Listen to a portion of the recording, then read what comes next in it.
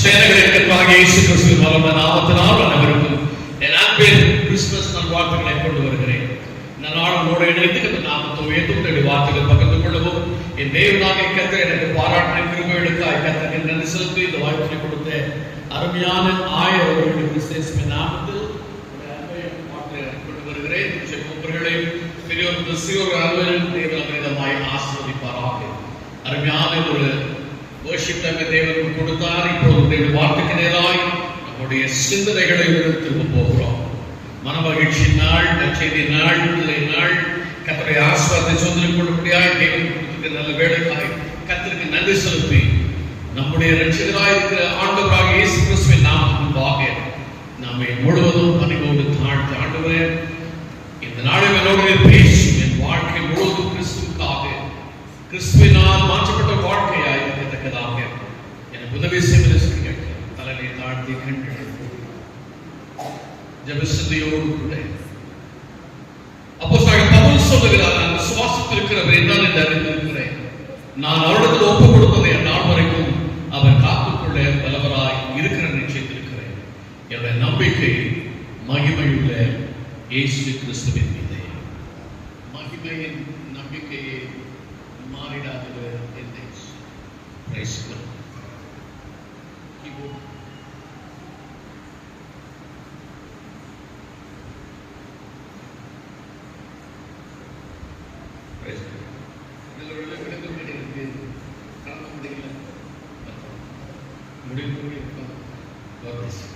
மகிமையின் நம்பிக்கையை மாறிடாதவர் பாடல் வழியாக விசுவாசம் நினைக்கலாமா? தெரிந்தவர்களோடு சேர்ந்து பாடலை பாடுகிறேன். மகிமையின் நம்பிக்கையே மாறிடாத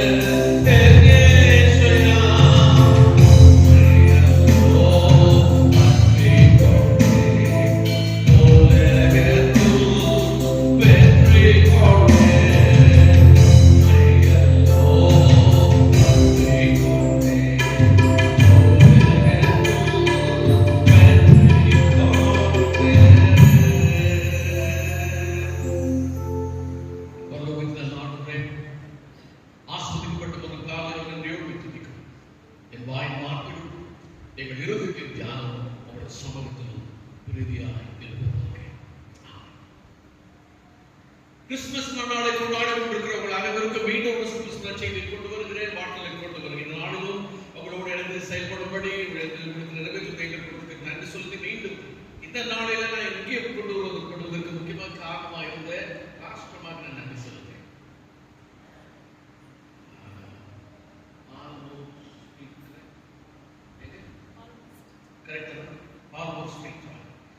அந்த சபை நடத்திட்டு பொழுது அங்க இருக்கிற திருச்சபையின் செயலர் விக்டர் இளங்கோ அவர் வாயிலாக அழைப்பை பெற்று நாடுகளோடு இணைந்து கத்தருடைய செய்தியை கொடுத்துக்கிறவை காய்கறி என்ன சொல்லுகிறேன் ஒரு வார்த்தை இப்பொழுது வார்த்தைக்கு நேராக இருந்து கொடுக்கிறோம் கவனமாக இருந்து கத்திர ஆசிரியர் பெற்றுக்கிற இயேசு கிறிஸ்து பாலகனாய் பிறக்க போகிறார் என்று சொல்ல ஏசாயா தீர்க்கதரிசியின் மூலமாக 600 ஆண்டுகள் முன்பாக முன்னறிவிக்கப்பட்ட நல்ல செய்தி இன்றைக்கு உங்களுக்கும் எனக்கு மீண்டும் உண்டாக்கி கொண்டிருக்கிறது. இயேசு கிறிஸ்து உலகத்தில் மாணவனாக பிறந்த பொழுது தேவனால் சொல்லப்பட்ட வார்த்தை ஏசாயா தீர்க்கதரிசியின் புத்தகம் 9ஆம் அதிகாரம் 6ஆம் வசனம் இவ்விதமாய் சொல்லுகிறது. நமக்கு ஒரு பாலகன் பிறந்தார், நமக்கு ஒரு குமாரன் கொடுக்கப்பட்டார், கர்த்தர் போல் அவர் தோளின் மேல் இருக்கும் வயசனை அவர் நாமும் அதிசயமானவர், ஆலோசனை கர்த்தர், வல்லமையுள்ள தேவன், நித்திய பிதா, சமாதான பிரபு எனப்படும் என்று சொல்லி ஏசாயா தீர்க்கதரிசியின் மூலமாய் அற்புதமான வார்த்தைகள் கொடுக்கப்பட்டிருக்கிறது. எதற்காக இயேசு உலகத்துக்கு வர வேண்டும், எதற்காக இந்த மரணமாய் பிறக்க வேண்டும் என்று சொல்லி 2ஆம் வசனம் மிக அழகாய் சொல்லி சற்றை வாசிக்கலாமா? இருளில் நடக்கிற ஜனங்கள் பெரிய வெளிச்சத்தை கண்டு இருளில் நடக்கிற ஜனங்கள் பெரிய வெளிச்சத்தை கண்டார்கள். ஆதியிலே தேவன் சகலத்தையும் உருவாக்கினார். 6ஆம் நாளில் ஓய்ந்திருக்குமாக மனிதனை உருவாக்கினார். ஆதியாகமத்தின் புத்தகம் 6ஆம் அதிகாரம் 6ஆம் வசனத்தை வாசித்து பாருங்கள். மனிதனை உருவாக்கி ஆசீர்வாதங்களை கொடுத்து அவன் என் சாயலாக இருக்க வேண்டும் என்று சொல்லி மண்ணை எடுத்து பிசைந்து அது உருவாக்கி இவன் என் சாயலாக இருக்க வேண்டும் ஆண்டவரை போலவே உருவாக்கி அவர்கள் ஜீவ சுவாசத்தை கொடுத்து இந்த உலகத்தில் பிரதிநிதியாக இருக்க வேண்டும் என்று அவர் அனுப்பினார். ஆனால் அவனோ தேவனுடைய வார்த்தைக்கு செயல்படாமல், தேவனுடைய வார்த்தைக்கு செவிகொடாமல் பிசாசுக்கு அடிமையானபடினாலே மீண்டும் 2ஆம் ஆதாமாக இயேசு கிறிஸ்து இந்த உலகத்திலே பிறக்க வேண்டியது அவசியம். அவர் வெளிச்சத்தை உண்டாக்கினார். ஆனால் ஜனங்கள் இருந்து நடக்க ஆரம்பித்தார்கள். அவர் பரிசுத்தமாய் வாழ வேண்டும் விரும்பினார். ஜனங்கள் பாவத்துக்குள்ளாக விட்டார்கள். ஐயோ, இந்த மனிதனுடைய நாம் ஒருபோதும் போராடி கொண்டிருக்கவில்லை என்று சொல்லி ஆதியாகமத்தின் புத்தகம் 6ஆம் அதிகாரம் 6ஆம் வசனத்துல என்ன சொல்லப்பட்டிருக்கிறது? பூமியிலே மனுஷனை உண்டாக்கினதற்கு கர்த்தர் மனஸ்தாபப்பட்டார். அவர் இருந்ததற்கு சிரமமாக இருக்கிறது, மகிழ்ச்சியோடு உருவாக்கினார். ஆதாரம் என்று சொன்னால் சிவந்த மண் என்று அர்த்தம். சிவந்த மண் என்று எவ்வளவு அழகாக உருவாக்கி இருக்கிறார். இவன் தன்மை அப்ப நல்லதில்லை என்று சொல்லி அவனுக்கு ஏற்ற துணி உண்டாக்குவேன் என்று அவனுக்கு ஒரு மனுஷையும் தேவன் இத்தனை அசிவமான வாழ்க்கை மனிதனுக்கு உண்டாக்கி கொடுத்த பொழுதும் கூட அவர் பிசாசுக்கு வாழ்க்கை ஒப்பு கொடுத்தபடினாலே தேவனுடைய இருதயம் விசனமாயிருக்கும். எதற்காக இந்த மனிதனை உருவாக்கினார்? ஆகவே அடுத்த வருஷங்களுக்கு வாசிக்கும் பொழுது சொல்கிறது, பூமியில் இந்த மனுஷன் முதல் இருக்கிறதுக்கு எல்லாம் நிக்கிரகம் பண்ண போகிறேன். ஏன்? அது 1ஆம் வசனம் என்ன சொல்றது பாருங்க. பூமியானது கொஞ்சம் சண்டை போடாம யாராவது ஒரு வாசிக்கணும் ப்ளீஸ். சந்தோஷமா போட்டு போட்டு வாசிக்கிறீங்க. நான் நிறைய பேர் தூங்குவீங்கன்னு நினைச்சேன். ஏன்னா இவ்வளவு கரெக்டா இருப்பீங்க. நான் உங்களோட எதிர்பார்க்கிறேன். நான் 4 மணிக்கெல்லாம் எழும்பி எத்தனை பேர் 3 மணிக்கெல்லாம் எழுந்துவீங்கன்னு தெரியாது. இதெல்லாம் உற்சாகமா இருக்கீங்க. சத்தத்தை உயர்த்தி தெளிவு வாசிக்கலாமா? 11ஆம் வசனம். பூமியானது தேவனுக்கு முன்பாக சீர்கெட்டதாக இருந்தது, பூமி கொடுமையினால் இருந்திருந்தது. வேறு வழக்கு சொல்கிறது, கர்த்தர் வாழ்ந்த பூமியை பார்த்தார். அடுத்த வருஷம் என்ன சொல்றது பாருங்களேன். தேவன் பூமியை பார்த்தார், இதோ சீர்கெட்டதாகவே இருந்தது, மாம்சமான யாவரும் பூமியில் தன் வழியை கெடுத்துக் கொண்டிருந்தார்கள். ஆட்கள் தேவனுடைய இறுதி கிறிஸ்தவம் இருந்தது. நான் மகிழ்ச்சியோடு வாழப்படி கொடுத்தேன், விடுதலோடு வாழப்படி கொடுத்தேன். ஆனால் வாழ்க்கை முழுதும் சீர்கெட்டதாக இருக்கிற தேவன் இதை பார்த்திருக்கிறார். ஆகவே நான் பிரியமானவர்களே, ஜனங்கள் இருளில் நடக்கும் பொழுது இந்த ஜனங்களை மீண்டும் வெளிச்சத்துக்கு கொண்டு வர வேண்டும் என்று சொல்லி நமக்கு ஒரு பாலகன் கொடுக்கப்பட்டார், நமக்கு ஒரு குமாரன் அருளப்பட்டார். நம்முடைய வாழ்க்கையிலே ஆசீர்வாதம். கிறிஸ்துமஸ் என்று சொன்னாலே இன்றைக்கு நம்ம எல்லாம் பாரம்பரியத்துக்குள் போய்விட்டோம். கிறிஸ்துமஸ் முதல் தேதியிலிருந்து நம்ம வீட்டில் ஸ்டார் போகணும். கிறிஸ்துமஸ் நெருங்க முறுக்கு சுடுவோம், கேக் சுட சுட அவன்ல இருக்கணும். கொஞ்ச நேரத்துக்கு வீட்டுக்கு திரும்புவீங்க, அது ஆடு வண்டியை போடுவோம், கோழி வண்டியை போடுவோம் தெரியாது. பிரியாணி கொடுத்தவங்க Christmas over. Then we'll get ready for Christmas. Yes, we will do it. பார்ப்போமோ அதை திரும்ப கிறிஸ்துமஸ் வந்துடுவோம். நம்முடைய பாரம்பரிய இருக்கிற ஒளி எதற்காக இயேசு வந்தார் என்பதை இன்றைக்கு நாம் உணர்ந்து செயல்பட முடியவில்லை. நடத்தும் போது முதல் பாடலை பாடினார், பாவங்கள் போக்கவே சாபங்கள் நீக்கவே இயேசு மாறிடலாம். கிறிஸ்துவுக்குள் பிரியமானவர்களே, இயேசு கிறிஸ்துவின் பிறப்பின் நோக்கம் என்ன? இன்னைக்கு நீங்களும் நானும் எந்த விதமான ஆசீர்வாதத்தை பெற்றுக்கொள்ள வேண்டும் என்று தேவன் விரும்பினார்.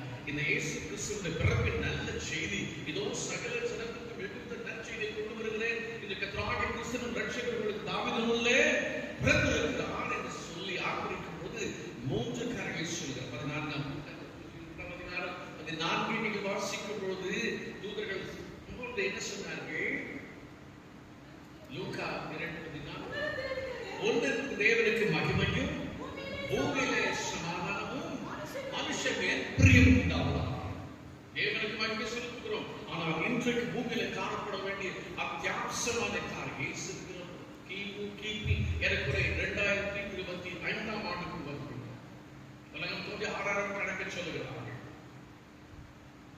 ஆதாமிலிருந்து ஆபிரகாம் வரைக்கும் 2000 ஆண்டுகள், ஆபிரகாமிலிருந்து இயேசு கிறிஸ்து வரைக்கும் 2000 ஆண்டுகள், இயேசு கிறிஸ்துவில் 2025 வருஷம் ஆச்சு, 6025 ஆண்டுகள் என்று சொல்லப்படுகிறது. இத்தனை ஆண்டு காலம் வரும்போது இயேசு பிறகு 2 காலங்களில் சொல்லப்படுகிற காரியங்கள் மகிமை சேர்த்துங்கள். பூமியிலே சமாதானமும் மனுஷன் மேல் 2 தான் இந்த உலகத்தில் தேவையாக இருக்கிறது. பூமியிலே வாழ்ந்த நமக்கு சமாதானம், மனுஷன் ஒரு பிரியமாய் வாழ வேண்டும் என்று சில தேவன் கொடுத்தார். ஆதியிலே தேவன் 10 கட்டளை கொடுத்தார். இது 10 கட்டளை நிறைவேற்ற கஷ்டமாக இருக்கிறது. அதை சுருக்கி 2 கட்டளை கொடுத்தார். என்ன கட்டளைகள்? ஆண்டவர் சொல்ல என்ன என்று வேறும் தேவன் உங்களுக்கு. இரண்டாவது என்ன சொன்னார்? உன்னை போல பிறனையும் நேசிக்கிறதா மனுஷனுடைய பிரியம் உண்டாவதாக. இந்த 2 கட்டளைகள் கூட நான் நிறைவேற்ற முடியும். ஆனால் ஒவ்வொரு கிறிஸ்துமஸ்க்கும் நாம் சமாதானம் இயேசு கிறிஸ்து இவர்தான் அவர்தான் நம்ம காணவே இல்லை. ஆனால் வேதம் சொல்கிறது பூமியிலே சமாதான மனுஷர்கள் பிரியம் உண்டாவதாக. அவர்களோட பெயர் அவர் சமாதானம் என்று வேதம் சொல்கிறது. கிறிஸ்துவுக்குள் பிரியமான இந்த காலங்களில் இந்த கிறிஸ்துவின் நற்செய்தி என்ன? உங்களுக்கு எனக்கு கொடுக்கப்பட்ட வெகுமதி என்ன? The greatest gift of Christmas is love. அன்பு. இது எங்க நிறைவேறுகிறது? யோவான் நற்செய்தி 3 அதிகாரம் 14 சொல்லுவாய் சொல்லுது. தேவனுடைய ஒரே பேரான குமாரனை விசுவாசிக்கிறவனோ அவன் கெட்டுப் போகாமல் நித்திய ஜீவனை அடையும்படி அவரையே தந்தோடி இவ்வளவாய் உலகத்தில் கொடுத்தார். அந்த வசனத்தோட நிறைவேறவில்லை. அது ஏன் அவசரம் சொல்லுகிறது? வாசிக்கலாமா? உலகத்தில் ஆக்கிரமிப்பாய் இருக்காமல் தீர்க்கும்படி உலகத்தில் தம்முடைய குமாரனை அனுப்பாமல் அவராலே உலகம் ரட்சிக்கப்படும்படிக்கு அவர் அனுப்பினார். ஒரு ஹல்லேலூயா. நாம் இன்னைக்கு ஒரு வேலை செய்து அவர்களுக்கு நிச்சயம் தண்டிக்கப்பட வேண்டும். மரியாதை நமக்காக தரித்திரனாகிய நம்மை தனவந்தராக்கும்படி தனவந்தராக அவர் தரித்தார். நம்முடைய வாழ்க்கையில் பிரச்சனைகள், போராட்டங்கள், கலக்கங்கள், ஒருவேளை நாம் செய்கிற எல்லா காரியங்களுக்கும் தண்டனை அனுபவிக்க வேண்டும் என்றால் இன்றைக்கு நீங்களும் நான் சொல்ல அறையப்பட வேண்டும். ஆனால் இந்த இயேசு தாவாகி தேவன் 2ஆம் மாதமாக என் மகனை ஒரே பேரோட குமாரனை அழகாக சொன்னார்கள். ஒவ்வொரு தாயும் தன் பிள்ளையை பெற்றெடுக்கும் பொழுது எத்தனை வேதனைப்பட்டு அந்த பிள்ளை. ஆனால் அந்த மரியாள் தன்னையும் சட்டப்பட்டுக் கொண்டு நற்செய்தியை கொடுக்கும்படி அந்த குழந்தையை பெற்றெடுக்க ரொம்ப அருமையாக ஒரு புது தாட், நற்செய்தியை கொடுக்கும்படி அந்த குழந்தையை அவர் பெற்றெடுத்தார். என்ற நல்ல செய்தி அவரால் உலக மக்களுக்குள்ளாய் தீர்க்கப்படாதபடிக்கு, அவரால் ரட்சிக்கப்படப்படிக்கு இந்த அன்பு கிடையாது. அன்பு ஒரு அன்பு கிடையாது. 4 விதமான அன்புகளை இயேசு கிறிஸ்து வெளிப்படுத்துகிறார். எக்ஸால்டட் லவ், உன்னதமான அன்பு, உயரமான அன்பு. டீப் ரூட்டட் லவ், ஆழமான அன்பு. அகலமான அன்பு, சாக்ரிஃபிஷியல் லவ்.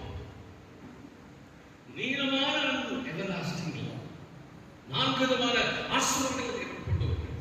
அன்பு ஆழம், அகலம், நீளம், எந்த அளவுக்கு அத்தனை அன்பு உங்களுக்கு எனக்கு தேவன் சொல்லி எனக்கு நீங்களும் நானும் கெட்டு போகக்கூடாது, நித்திய ஜீவனை பெற்றுக்கொள்ள வேண்டும் என்பது இந்த கிறிஸ்துமஸ் நாட்களாக உலகமான வாழ்க்கைக்கு நேரமாய் சென்று கொண்டிருக்கிறோம். என் ஆண்டோட வருகைக்கு நேரமாய் நாம் சென்று கொண்டிருக்கிறோம். இனி எத்தனை ஆண்டுகள் கிறிஸ்துமஸ் வரும் நமக்கு தெரியாது.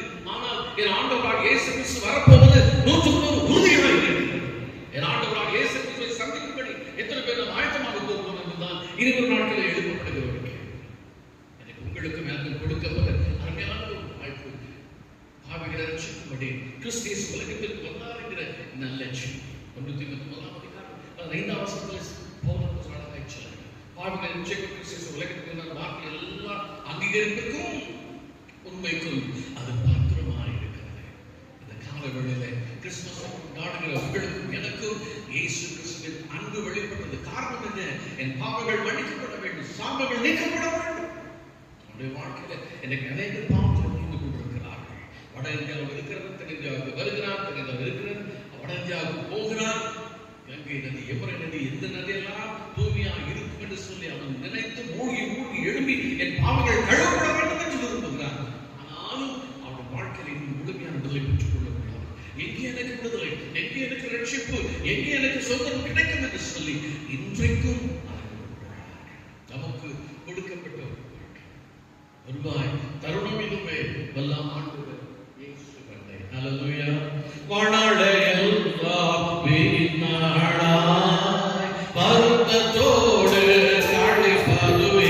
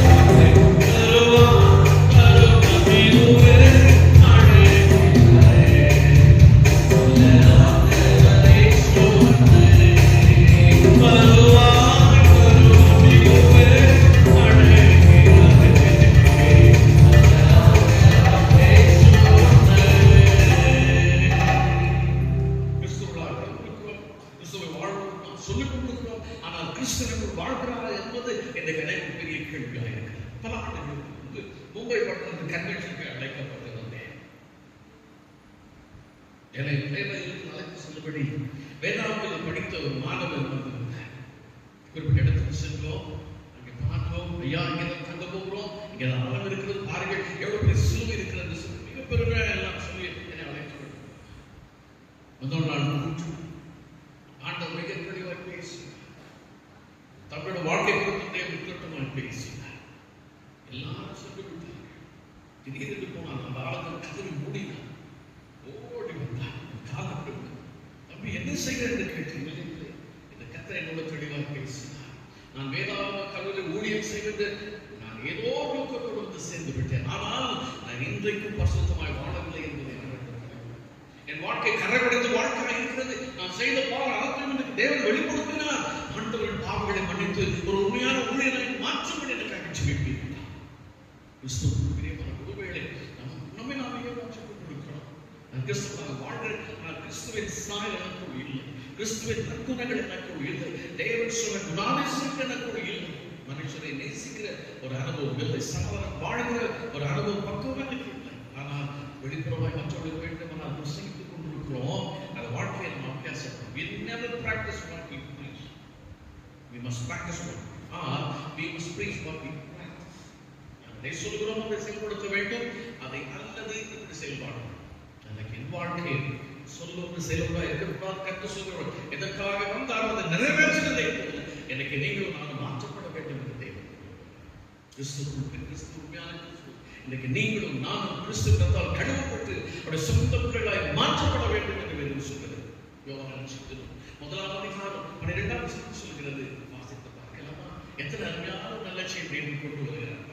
எத்தனை பெரிய பாக்கியத்தை தேவன் தந்திருக்கிறார். எவ்வளவு பெரிய ஸ்நாக்கியத்தை வச்சிருக்கிறோம். யோவான் 1:12 அவருடைய நாமத்தினாலே விசுவாசம் உள்ளவர்களால் அவரை ஏற்றுக்கொண்ட எத்தனை பேர்களோ அத்தனை பேர்களும் தேவனுடைய பிள்ளைகள் அவர்களுக்கு தேவனுடைய பிள்ளைகள் அவர்களுக்கு அதிகாரத்தை தேவன் கொடுத்திருக்கிறார். இன்னைக்கு நீங்கள் தேவனுடைய பிள்ளைகளை மாற்றப்பட வேண்டும் என்பதை கிறிஸ்துவ சொல்ல செய்கிறார்கள். காலங்கள் கிடக்கிறார். சந்ததி சந்தியா கிறிஸ்துவாய் வாழ்ந்து கொண்டிருக்கிறோம். பெருமை பாராட்டிக் கொண்டிருக்கிறோம். நான் எத்தனை ஆண்டுகள் கிறிஸ்தவனாய் இருக்கிறேன் தெரியுமா? எத்தனை தலைமுறை கிறிஸ்தவன் தெரியுமா? கேட்ட சாட்சி சொல்லுவாங்க. எங்க தாத்தா யாரும் தெரியுமா? எங்க அப்பா யாரும் தெரியுமா? யாரு? எங்க தாத்தா தாமஸ், எங்க அப்பா ஆமோஸ், நான் போவாஸ், என் பையன் யூதாஸ். இப்படிதான் கிறிஸ்தவம் போயிட்டு இருக்க. ஒரு பயம் திரும்பின மாதிரி இல்லை. யூதாஸ் எல்லாம் காட்டு கொடுத்தா உட்கார்ந்துவிடும். நம்ம வாழ்க்கையில இன்னும் பரிசுத்தமான காரியங்களை நாம் இன்னும் கிறிஸ்துக்காய் செயல்படுத்த நாம் இன்னும் கிறிஸ்துக்குள் பிரியமானவர்களே, தேவனாக கர்த்தர் வெகுமதியாய் கொடுத்த ஒரு காரியம்.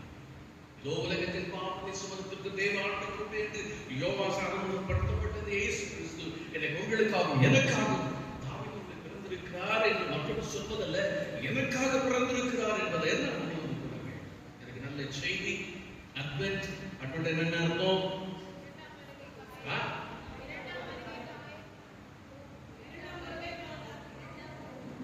சூப்பரா சொல்றீங்க. அதுக்காக சபையை ஸ்தாபிச்சது யாரு?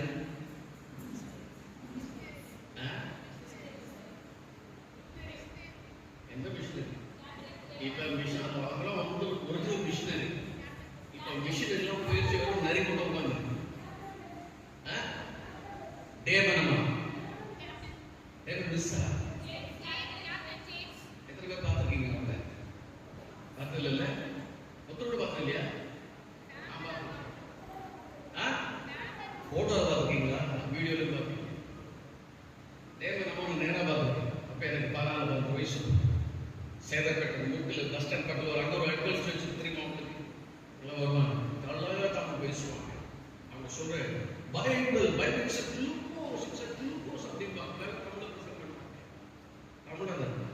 வேதம் எனக்கு ஔஷதம் ஒரு வசனம் வருது இல்லையா?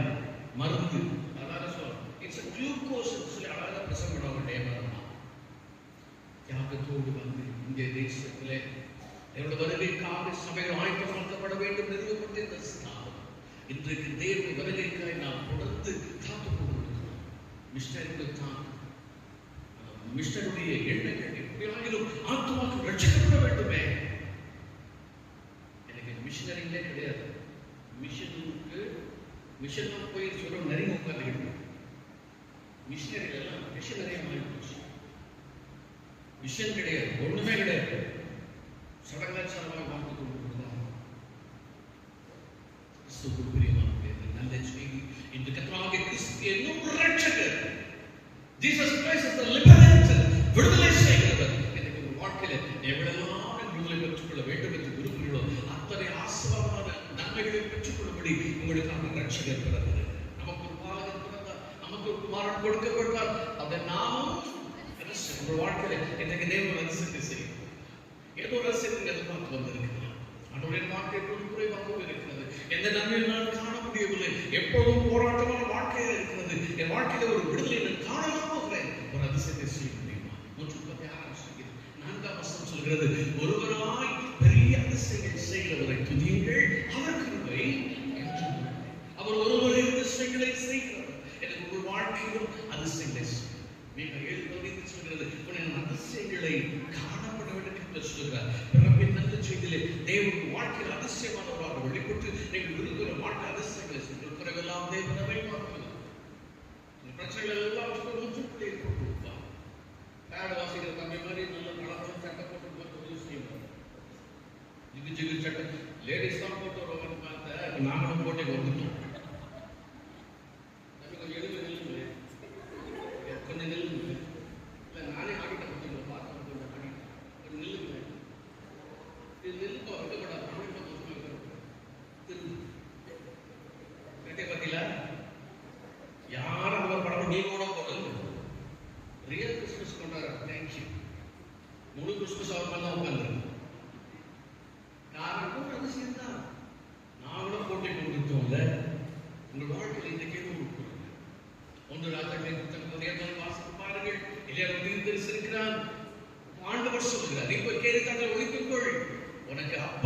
மீண்டும் இன்ஜெக்ஷன் கொண்டு வரப்படும் என்று அப்போ மாம்சம் கொண்டு வரும். அழகாக சொல்லும்.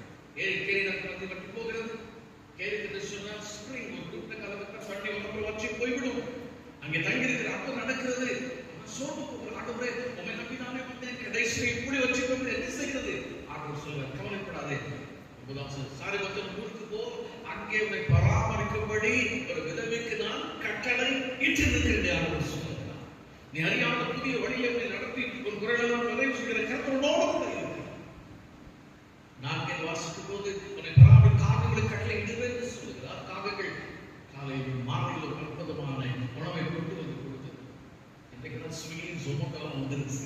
ஃபோன் பண்ணா ஆண்டவர் அந்த காலத்தில் கொரியர் சர்வீஸ் ஒரு ஆர்டர் கொடுத்தப்போ அட்ரஸ் கொடுத்தப்ப கேரி ஆச்சரியத்தில் உட்கார்ந்துருக்கேன். அவன் பெரிய போய் சப்ளை பண்ணிட்டு போவான். எப்பெல்லாம் சாப்பாடு கொடுத்தது? காலையிலும் மாலையும். செவ ஃபுட்டு, சாதாரண ஃபுட்டு, அப்பமும் இறைச்சி. ஹோட்டல் பண்ண என்ன பண்றோம்? இடியாப்பம், பாயம், பரோட்டா, குருமா, இப்படிதான் ஆர்டர் பண்றோம். அந்த காலத்துல ஆர்டர் தான் கொடுத்தார். அற்புதமான ஆசிரியர்கள் கொடுத்தார். தீர்ந்து போகிறது. என்ன செய்ய போகிறது? தண்ணி வச்சு என்னை பராமரிக்கும்படி ஊழியக்காரனை பராமரித்தார். நான் கவசம் சொல்கிறேன்.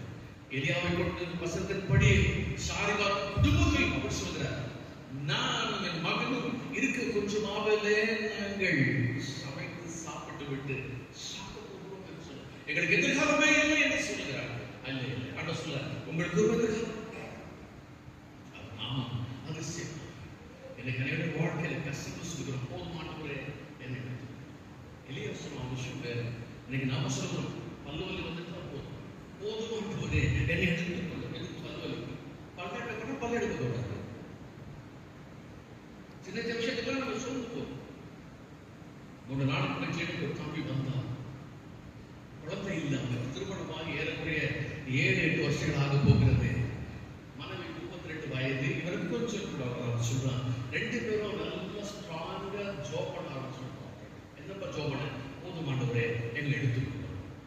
எதுக்கு? 32 வயசுல குழந்தை இல்லை, அதனால எடுத்துக்கணும். என்னப்பா இதெல்லாம் அப்பா ஒரு பாஸ்டர் தர முடியல, எங்களால் துக்கத்தை தாங்க எல்லாரும் கேட்கிறாங்க, அவமானமா இருக்கு. இது எவ்வளவு துக்கத்தை வாழ்க்கையில பிரச்சனை வரக்கூடாது. நாம் சொல்லுகிற அடுத்து பார்க்க போதும் என்று காட்டு சொல்லுகிறார். ஒரு வாழ்க்கையில் ஏதோ பிரச்சனை வந்திருக்கிறது, உங்களுக்காக தான் பிறந்திருக்கிறவர் அதிசயமானவர். ஒரு வாழ்க்கையில நிச்சயம் அதிசயங்களை செய்ய போகிறார். ஒன்றை குறித்து கவலை. 2வது வேதம் சொல்லுகிறது, அவர் நாமும் ஆலோசனைக்க 2 நாட்கள் புத்தகம் 20ஆம் அதிகாரத்தை வாசிப்பார். யோசபாத்துக்கு 3 தேசத்து மக்கள் வருகிறார்கள். ஐயோ என்று நினைச்சு போகிறேன். இதை யாரும் சரத்தை கண்டு பயந்து நடுங்குகிறார்.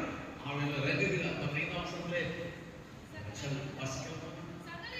சகல யூதா வம்சத்தாரே, எருசலேமின் குடிகளே, ராஜாவாகிய யோசபாத்தே, கேளுங்கள். நீங்கள் அந்த ஏராளமான ஜனத்திற்கு பயப்படவும் கலங்கவும் வேண்டாம். கர்த்தர் உங்களுக்கு சொல்கிறார், இந்த யுத்தம் உங்களுடையதல்ல, தேவனுடையது. ஏன் கலங்குகிறீர்கள்? ஆலோசனை கேட்க நடுவே எப்படி ஜெபிக்க வேண்டும் என்று கூட எனக்கு தெரியவில்லை. உதவி செய்வது உமக்கு லேசான காரியம். என்ன செய்யட்டும் வழிகளுக்கு நாம் நினைப்பது, நீங்கள் பயந்து நடுங்குவது என்ன? பயப்படாமல் கலக்காமல் இருங்கள். ஆண்டவர் சொன்னபடியே ஆலோசனை இந்த இடத்துல வந்து அழகாக ஒரு ரூட் மேப் ஆர்டர் போட்டு கொடுக்கிறார். பாருங்கள், சத்துக்கள் இந்த பாட்டில் வருகிறார்கள், நீங்கள் போங்கள், எதிர்கொள்ளுங்கள். ஆனாலும் யுத்தம் கர்த்தருடையது. 20-21 வாசித்து பாருங்கள். ஆண்டவர் சொன்னபடியே இவர்கள் துதி செய்ய ஆரம்பிக்கும் பொழுது தேவன் கிரியை செய்ய, தேவனை நல்லவர் துதிக்கும் பொழுது தேவன் வல்லவர் என்பதை நிரூபிக்க ஆரம்பித்தார். அவனை எடுத்து ஒருவரும் இல்லாமல் மாண்டு போகிறார். அவர்கள் கொண்டு வந்த இவர் 3 நாட்களாக தங்கள் கஜானாவிலே ஆசீர்வாதங்களை எடுத்துக் கொண்டார். வேறு சொல்லு, அவர் ஆலோசனை உங்கள் எதிர்காலத்தை குறித்து பயப்படுகிறீர்களா?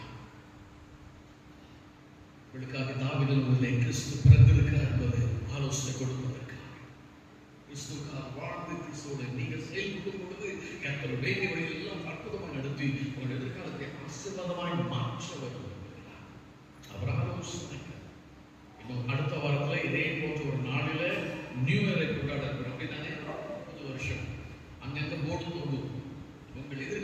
துல்லியமாய் கணித்து கொடுக்கப்படும். பெரிய பெரிய நடிகர்களுக்கும் பெரிய பெரிய அரசியல்வாதிகளுக்கும் ஜோடிடம் பார்த்தவர் நான் தான் சொல்ல ரோட்ல உட்காந்து எல்லாரும் மேலே கூட்டி ரோட்ல பிளாட்ஃபார்ம்ல உட்காந்து போடுவோம். அவன் சொல்லுவான், நல்ல காலம் வரும், கையை கொடுக்கணும், நீ விசுவாசம் மேல போய் நீட்டுமா. ஆபிரகாமும் ஈசாக்கு யாக்கோபுக்கு நின்று இருப்பாங்க. நியூ இயர்ல எப்படி இருக்க சொல்லு, அழகா பார்த்து சொல்லுவோம். ஐயா இந்த மாதிரி மோசமான கை நான் உலகத்துல பார்த்ததே இல்லை.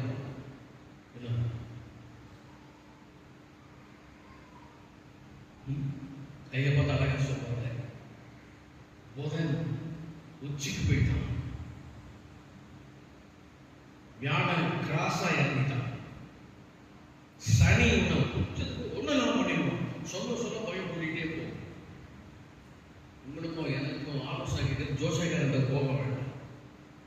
சவுண்டாக ராஜாவா இருந்தப்போ எவன் அபிஷேகப்பட்டவனே செத்த பிணத்தை எழுப்பி நான் எதிர்காலத்தை தெரிந்து கொள்ளட்டும் என்று ஆண்டவர் விரும்பவில்லை. உங்கள் எதிர்காலம் இயேசுவின் ஆசிரியருக்கு கட்ட எதிர்காலம் கற்புடைய கருத்தில் இருக்கின்றதை மாத்திரம் விசுவாசம். அவர் நாமம் அது செய்யலாம். ஹைக்கூ கவிதை கேள்விப்பட்டிருக்கிறீர்களா? 2 வரிகளின் கவிதை ஒருத்தர் எழுதினான். உன் நம்பிக்கைக்காக உன் கை ரேகையை நம்பாதே, உன் எதிர்காலத்திற்காக உன் கை ரேகையை நம்பாதே, கையே இல்லாதவனுக்கும் எதிர்காலம் உண்டு. அழகா எழுதினார். உன் எதிர்காலத்திற்காக உன் கை ரேகையை நம்பாதே, கையை இல்லாதவனுக்கும் எதிர்காலம் உண்டு. இந்த ஒரு கவிதையை தாம்பரம் சாக்கரை சபையில் பிரசங்கிக்கும் போது கேஷுவலா சொன்னேன். முடிந்த பிறகு தம்பி வந்தேன், மேல கவல் போட்டு கொண்டு வந்தேன். ஐயா எனக்கு எனக்கு ரொம்ப ஆச்சரியமான ஆறுதலான ஒரு வார்த்தையை கற்றுக் கொடுத்தது. என்னப்பா ஒரு ஹைக்கூ கவிதை சொன்னீங்களே பிரசங்கத்துல, அது ரொம்ப எனக்கு உற்சாகத்தை கொடுத்தது. என்னப்பா நடந்ததுன்னு கேட்டேன். உடனே தவறு எடுத்தான். ஒரு கையை சொன்னா, கையை இல்லாதவனுக்கு நம்பிக்கை இருக்குன்னு சொன்னீங்களே, எனக்கு ரொம்ப சந்தோஷமா. அந்த நம்பிக்கை இயேசு கிறிஸ்து. அவர் சொல்லிட்டு ஒன்று குறித்து எதிர்காலம் கற்றுடைய கருத்தில் இருக்கிறது. சொல்லு போகும் விரோதமான காரியங்கள் எப்போதும் பூமியில் எழுப்பி கொண்டிருக்கிறது. இன்றைக்கு ஆலயத்திற்குள் நான் வருவதற்கு ஆயுதமாக்கி கொண்டிருக்கும் பொழுது காலையில ஒரு பிசாசோட நான் போராட முடியும். 2 வருஷம் தான் இருந்தேன். அன்பு சகோதரர் ஜானனை கூட்டிட்டு வந்தாங்க. சொல்லு சக்கா கொஞ்சம் அசை தூக்கிற முறை கொஞ்சம் எழுதி கொடுத்துருங்க அப்படின்னு அலர்ட் பண்ண கரெக்டாக எழுதி கொடுத்தேன். 3 பிசாசோட போராடும். இந்த ஏரியாவில் இருக்கிற ஒரு பிசாசம் அவனோட ஆவியை அனுமான ஆவியை சொல்லி காத்த அந்த ஏரியாவில் ஒரு அனுமனுடைய ஆவி ஆவி கொண்டு சபையில் சுற்றுவதற்கு வேதனை கொண்டிருக்கு. முதலாவது அந்த ஆவியை கட்டி கொஞ்சம் ஜெபியை சொன்னாங்க. ஏசு கிறிஸ்து பிறந்தா கேக் சாப்பிடலாம் போனா வேற மாதிரி கேக் வச்சிருக்கீங்களே எனக்கு இல்லை, முதல்ல கட்டிட்டு அப்புறம் ஜோமன் அப்படி கிளம்பு அப்படின்னு சொன்னாங்க. அந்த வருஷத்தோட போராடி 3:30 மணிக்கு கட்டி ஜோமன், அதுக்கப்புறம் தான் நான் முடிச்சிருக்கேன். எதிர்காலம் கத்தோட கருத்து எந்த ஏரியாவில் என்னென்ன வாழ்க்கணும் கத்திற்கு தெரியும். உங்களுக்கு விரோதமாக என்ன காரியம் செய்யணும் கத்திற்கு தெரியும். எந்த சத்துரு எழுப்பியிருக்கிறான் கத்திற்கு தெரியும். எல்லாவற்றும் தேவன் அறிந்திருக்கிறார். உங்களுக்கு இயேசு கிறிஸ்து பிறந்திருக்கிற பயப்படாதீர்கள். அவர் நாமும் அவர் ஆலோசனை கேட்ட வெள்ளம் போல் சத்துரு வருவார், நெருக்கப்படுவோம், ஒடுக்கப்படுவோம். ஆனாலும் கத்த சொல்லுகிறார், என் கிருபை உன்னை விட்டுவிடாது. கர்த்தருடைய ஆவியானவர் உங்களோடு தேவ கிருபை என்றும் உள்ளது, அவர் கிருபை என்றும் உள்ளது. அவரை பற்றி துதித்து பாடி அல்லேலூயா என்று நான் ஆமென். வெள்ளம் போல் என்னை மேற்கொள்ள வந்தோ Thank you.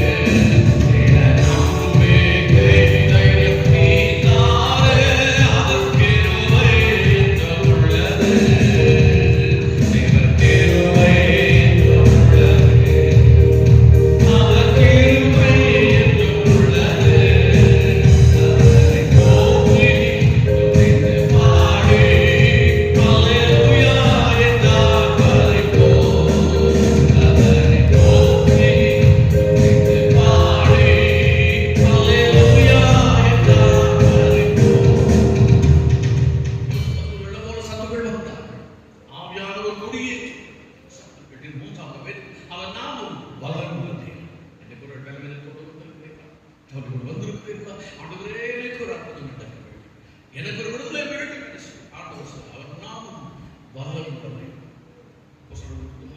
வீட்டுக்கு வாசித்து பாருங்க. ஜெபம் 9ஆம் நேரத்தில் பேதுரு யோவான் தேவாலயத்துக்கு போகிறார்கள். 40 வயது உள்ளவன் அங்கே வாசலில் யாசகம் எடுத்துக் கொண்டிருக்கிறார். பேதுருவை பார்த்து கேட்கிறார், ஐயா எனக்கு ஏதாவது உதவி செய்யுங்க. பேதுரு சொல்கிறார், இப்போது இடத்துல இல்லை, எனக்குள்ளதை தருகிறேன். இயேசுவின் நாமத்தில் எழுப்பி சொல்லி கையில் கூட்டு பலன் கொண்டது. 40 ஆண்டுகளாக அசைய முடியாமல் தூக்கி கொண்டு வந்தார். 8ஆம் வசனம் என்ன சொல்கிறது தெரியுமா? அவர் குதித்தெழுந்து நின்று நடந்து நடந்து குதித்து தேவனை துதித்து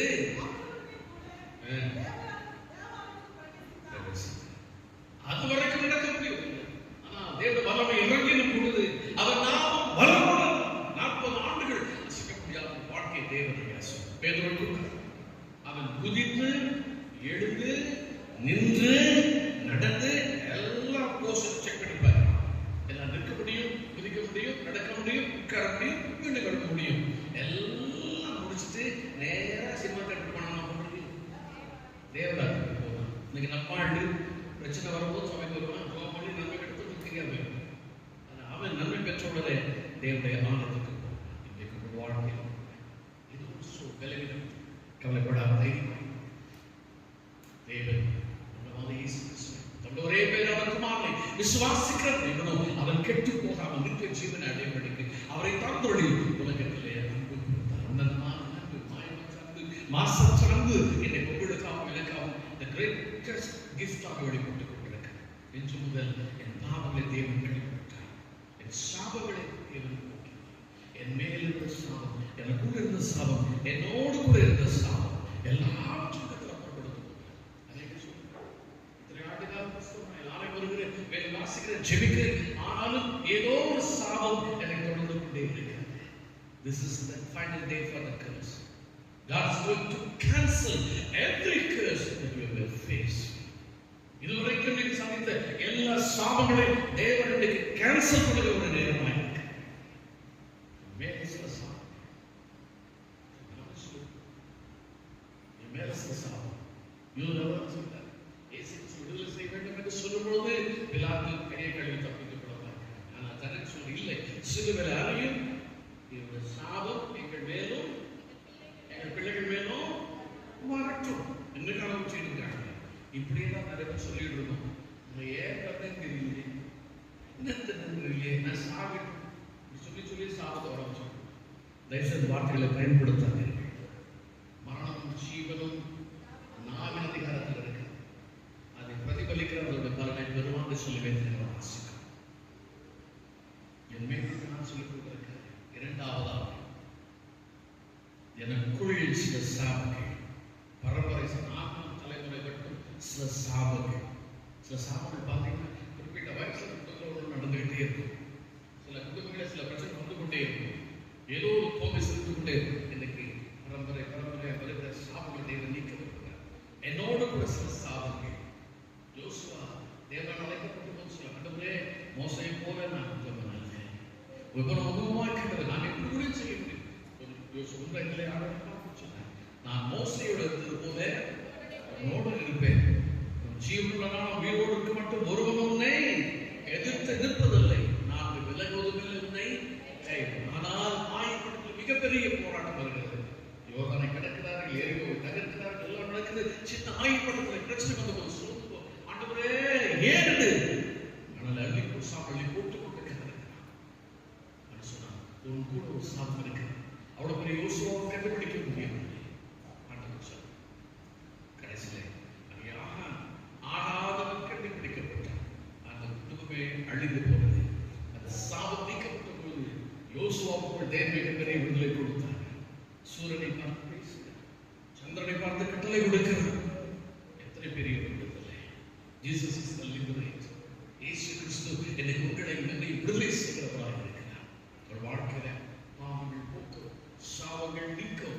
இந்த நாளில் ரட்சகராக இயேசு பிறந்திருக்கிறார் என்பதை வேதம் மீண்டும் நமக்கு நினைவுபடுத்துகிறது. ஆண்டவரே, என் வாழ்க்கை கவலையோடு வாழ்ந்து கொண்டிருக்கிறேன், குறைவோடு வாழ்ந்து பிரச்சனையோடு வாழ்ந்து கொண்டிருக்கிறேன். என்று எதிர்காலத்தின் குறித்து மிகப்பெரிய கேள்வி பயன்போடு வாழ்ந்து கொண்டிருக்கிறேன். எனக்கு ஒரு எதிர்காலம் இயேசு இருக்கிறார். இந்த காரணம் கரத்தில் இருக்கிறது. நம்ம உள்ளங்களை வரைந்து வைத்திருக்கிறேன். ஏன் நாம் சோதனை, ஏன் நாம் கற்றுக்க வேண்டும், ஏன் நாம் கண்டுபிடிக்க வேண்டும் என்று கர்த்தராகிய கிறிஸ்துவின் Ratchagan the liberator has been born to you. உங்களுக்காக பிறந்திருக்கிறார். இன்று முதல் என் இயேசுவின் நாமத்தில் அவர் எனக்கு அதிசயங்களை செய்ய போகிறார். ஆலோசனை கொண்டு வர போகிறார். அளவை வெளிப்படுத்த போகிறார். என் வாழ்க்கையை சமாதானத்தை கொடுத்து நித்திய நித்தியமாக யுகாயுகமாய் அவரோடு வாழ்வதற்கு நித்திய பிதாவின் கடவுள் எனக்கு உதவி செய்தார். தாழ்மை கிறிஸ்துமஸ் நாட்களில் தேவன் கொடுத்து மிகப்பெரிய வெகுமதி. ஒரே பேரான குமாரன் இயேசு கிறிஸ்து எனக்காகவே தேவன் தந்திருக்கிறார். இனி நான் விடுதலையோடு வாழ போகிறேன். பாவங்கள் கழுவப்பட்டு நிச்சயத்தோடு வாழ போகிறேன். மகிழ்ச்சியோடு கூட நான் வாழ போகிறேன். என் கிறிஸ்து எனக்காக உதித்திருக்கிறார். ரட்சகர் உதித்திருக்கிறார். என் வாழ்க்கை நாடு போகிறேன். உலகம் சீர்கிட்டதாகவே இருக்கிறது. தங்கள் வழியில் ஜனங்கள் இன்னும் கெடுத்துக் கொண்டே இருக்கிறார். ஆனால் நோய் போல நீதிமான உத்தமமாக இருக்கும்படி நீங்களும் திருச்சபை தெரிந்து கொள்ள நண்பன் திருச்சபை தெரிந்து கொள்ளப்பட்டிருக்கிறது. வருகைக்காய் ஆயத்தமாகும்படி தெரிந்து கொள்ளப்பட்டிருக்கிறது. என்னுடைய வாழ்க்கை தேவன் பெரியவராக இருக்கிறார். உங்கள் துக்கம் சந்தோஷமாய் மாறும். இயேசு பிறந்திருக்கிறார். அந்த வசத்தை அனுப்பி குணமாக்கி அழுத்தமை தப்பிக்கும்படி வல்லமுள்ள தேவனாய் இருக்கிறார். பிசாசின் கிரைகளை அழிக்கும்படிக்கு இயேசு கிறிஸ்து வெளிப்பட்டார். ஏன் நாம் பயந்து பயந்து வாழ வேண்டும்? இயேசு பிறந்த முதலாக சொல்லப்பட்ட வார்த்தை மேய்ப்பர்களுக்கு பயப்படாதவர்கள், பயப்படாதவர்கள். தள்ளப்பட்ட ஒரு சமுதாயம், அங்கீகரிக்கப்படாத சபையிலிருந்து பரிசேஷர்களுக்கு சொல்லப்படுகிறார்கள். சொல்லப்படவில்லை. தள்ளப்பட்ட மேய்ப்பர்களுக்கு சொல்லப்பட்ட அந்த மேய்ப்பர்கள் தான் இன்றைக்கு பிரதானங்களாய் மாறி இருக்கிறார்கள். நல்ல செய்தி அவர்கள் தான் சொல்லப்பட்டது. தள்ளப்பட்டவர்கள் தான் சொல்லப்பட்டது. ஒன்றுமில்லாமல் ஆக்கப்பட்டதான் சொல்லப்பட்டது. இன்னைக்கு ஒரு வழி மட்டும் நினைக்கலாம். ஒன்றுமில்லாமல் உங்களுக்கு எனக்கு இந்த நற்செய்தி இயேசு பிறந்திருக்கிறார். Thank you Lord Jesus. Hallelujah. கர்த்தர் நல்லவர். அவர் கிருபை என்று பொழுது வேறு சொல்லப்படுவார்கள். அவருடைய கிருபையின்படி என்று பொழுது காத்துக்கொள்ள அவர் வல்லவராகவே இருக்கிறார். நன்றி பரிசுத்த ஆவியானவரே. நன்றி பரிசுத்த ஆவியானவரே. அப்படி அன்பின் கரங்களில் பண்ணிக்கலாம். தேவன் ஒவ்வொருவரையும் தனிப்பட்டவர்களை ஆசீர்வதிக்க விரும்புகிறார். ஒவ்வொரு குடும்பங்களையும் தேவன் ஆசீர்வதிக்க விரும்புகிறார். என்னை தோல்வி இல்லை, கண்ணீர் என்பது இல்லை. எல்லாவற்றிலும் என் இயேசு எனக்கு ஜெயத்தை கொடுத்திருக்கிறார். அழிவுக்கு அல்ல, விடுதலை பெற்றுக் கொள்ளும்படி என் இயேசு பிறந்திருக்கிறார். இந்த கிறிஸ்துமஸ் நாளில் ரட்சிக்கப்படி இயேசு உலகத்தில் வந்துவிட்டார். இனி நான் இயேசுவின் நாமத்தில் ஜெயமாய் ஆசீர்வாதமாய் வாழ போகிறேன். மற்றவர்களுக்கு நான் ஆசீர்வாதமாய் இருக்க போகிறேன். இந்த நல்ல செய்தி மற்றவர்களுக்கு நான் அறிவிக்க போகிறேன். ஹல்லேலூயா. வாழ்க்கை கர்த்தருடைய கரத்திலே. நன்றி பரிசுத்த ஆவியானவரே. நன்றி பரிசுத்த ஆவியானவரே. உங்கள் குடும்பத்தை ஆவியானவர் சொல்லுகிறார். வீட்டிலே சில பறவைகளை நீங்கள் வளர்ப்பதாக ஆவியானவர் கூண்டில் வைத்து சில ஆனால் உங்கள் குடும்பத்திலே பயங்கரமான போராட்டம், எப்பொழுதும் சண்டையும், குடும்பத்தில் பிரிவின் நோயும் தலைநிறுத்த விடுகிறது பார்க்கிறேன். இப்பொழுதும் வாழ்க்கையில காணும் சமாதான குறைவை, கேடுகளை உண்டாக்கி கொடுக்கிற பொல்லாத ஆவி இயேசு கிறிஸ்துவின் நாமத்தில் சுபிக்கிறேன். உங்களுக்கு இயேசுவின் நாமத்தில் சந்தோஷம் சமாதானம். இரண்டு மூன்று வீக்கத்தோடும் வேதனோடும் ஆத்மீஸ்வரோடும் கஷ்டப்பட்டு நீங்கள் அமர்ந்து வந்திருக்கிறேன். இங்க வந்து அமர்ந்திருக்கு. இப்பொழுது சுகங்களுக்கு பலமை உங்களை இரண்டு நீ ஜாய்ஸ் இறங்கி வருகிறது நான் காண்கிறேன். இயேசுவின் நாம கற்பத சுகத்தை பெற்றுக் கொள்ளுங்கள். நன்றி என் அன்பு சகோதரனே. நாட்டில் முடிய வேண்டும் என்று சொல்லி எத்தனையோ ஒன்றை ஜெபித்துக் கொண்டிருக்கிறேன். என் வாழ்க்கையில் குலத்தை பாக்கிய வேண்டும், எங்களுக்கு ஒரு சொந்த வீடு வேண்டும் என்று சொல்லி ஒரு அன்பு சகோதரி ஜெபித்து சொல்லுங்கள். இந்த புதிய ஆண்டிலே புதிய கிருபையை கர்த்தருடைய வல்லமையால் நீங்கள் நிச்சயமாய் பெற்றுக் கொள்வீர்கள். உங்களை தகுதிப்படுத்திக் கொள்ளுங்கள். ஆண்டவர் ஆசீர்வாதத்துக்கு பாத்திரமாய் வளர்ந்து கொண்டு ஒப்புக் கொள்ளுங்கள். கர்த்தர் நிச்சயமாய் நன்மை செய்து நீங்கள் காண போகிறீர்கள். தேங்க்யூ. கிருபை உங்களை பெற்று ஒவ்வொருவரும் வேண்டிய கிருபை. அன்பு குடும்பத்தாரை பல லட்சங்கள் கடனில் ஒரு குடும்ப சிக்கி வேதனையோடு நம்ம ஆண்டவர் சொல்லுகிறார். அவர் அதிசயங்களை செய்கிறவர். புதிய ஆண்டிலே புதிய கிருபை வெளிப்படுத்தி எல்லாவற்றையும் கடந்து உங்களை வெளிக்கொண்டு வரும்படி கர்த்தர் அருள் செய்ய போகிறார். கர்த்தரை கருத்து அர்ப்பணிக்கலாமா? நீங்கள் தேவனால் நிச்சயமாய் ஆசீர்வதிக்கிறார். அவர் சர்வ சிருஷ்டிக்கும் எஜமானாய் இருக்கிறார். சர்வ சிருஷ்டியும் அவர் ஆளுகை செய்கிறார். கர்த்தருடைய கரம் நம்மோடு ஆமென். வானபூமி ஒழிந்து போனாலும் உம் வார்த்தைகள் என்றும் வாழ்க்கை அழிந்து ஒழிந்து விசுவாசி என்றும் நிலைத்தார். வானபூமி ஒழிந்து போனாலும் வார்த்தைகள் என்றும் மாறாது. நீ வாழ்க்கை அழிந்து ஒழிந்து விசுவாசி என்றும் நிலைத்தார்.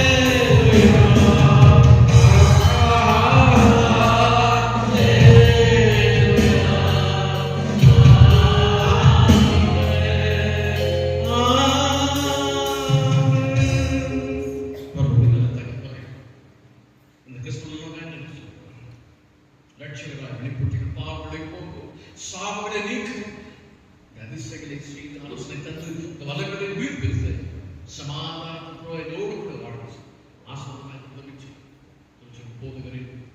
ஒரு அம்மாவை குடும்பத்தை மூப்பர்களை மிகவும் சிறியவர்கள் ஒவ்வொருவருக்கும் தர ஆசீர்வாதம். நான் ஒரு மகிழ்ச்சியான காலகட்டம் வருகை